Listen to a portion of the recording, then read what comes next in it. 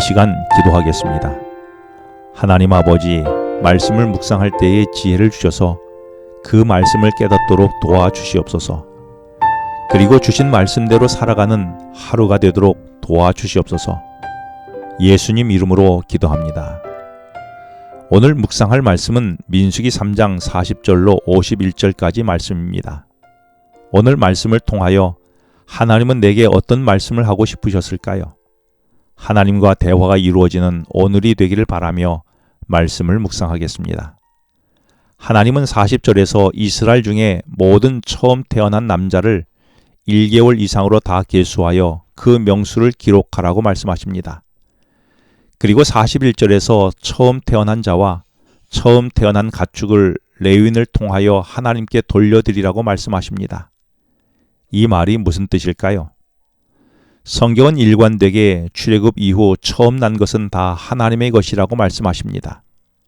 그 이유는 출애굽할 때에 10번째 애굽에 내린 재앙은 첫째 태어난 장자가 죽임을 당하는 재앙이었습니다. 그러나 우리를 위해 십자가에 죽으시는 예수님을 상징하는 어린 양을 잡아서 그 피를 문설주와 인방에 바르고 그 안에 피하면 죽지 않고 살게 되었습니다. 그래서 모든 이스라엘 백성들의 장자와 첫 새끼는 하나님의 것인데 레위인이 이를 대신한 것이라고 하는 것입니다. 그러므로 살게 된 장자는 하나님의 은혜로 살게 되었으므로 그는 하나님의 것이라고 선포한 것이지요. 나는 내가 예수님의 십자가의 은혜로 구원받아 살게 되었으므로 내가 베드로전서 2장 9절의 말씀처럼 하나님의 소유가 된 백성임을 나는 정말로 알고 있습니까?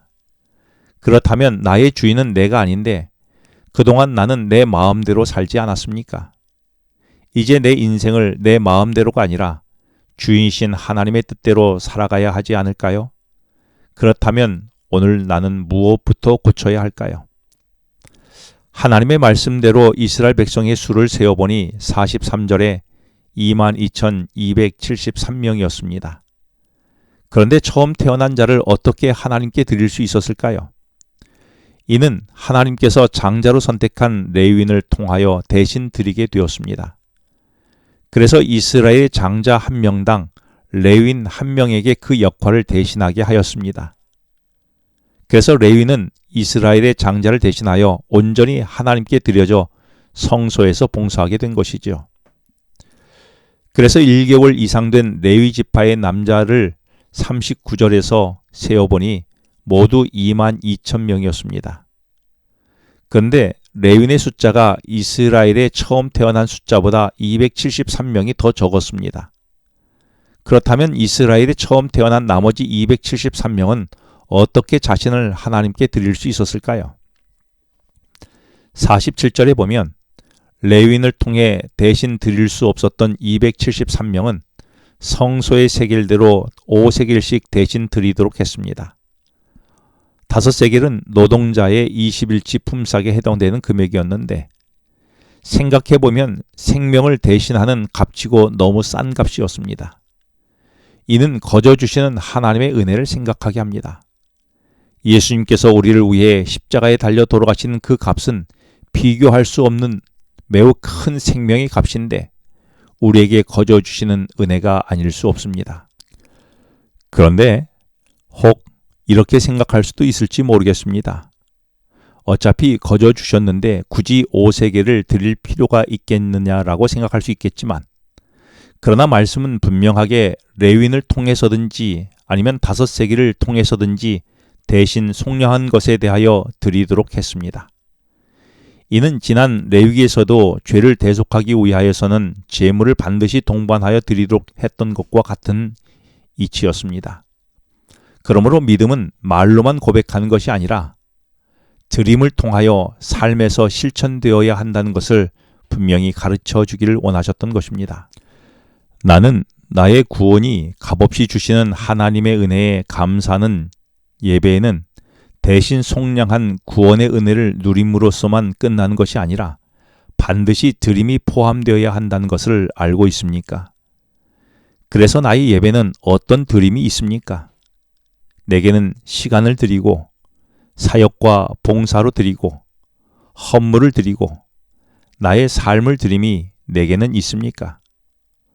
혹 나는 그동안 누리려고만 하지 않았습니까? 그런데 생각해보면 장자와 첫 새끼의 죽음을 대신하는 레위 지파는 장자가 아닌데 어떻게 이 일을 대신할 수 있었을까요?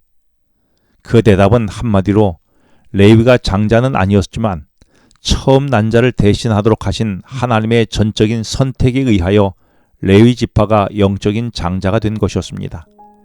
이 자격의 근거는 출애굽기 32장에서 백성들이 금송아지를 숭배할 때에 맞서서 레위가 우상 숭배와 싸웠던 경험이 그 근거가 되었을 것입니다.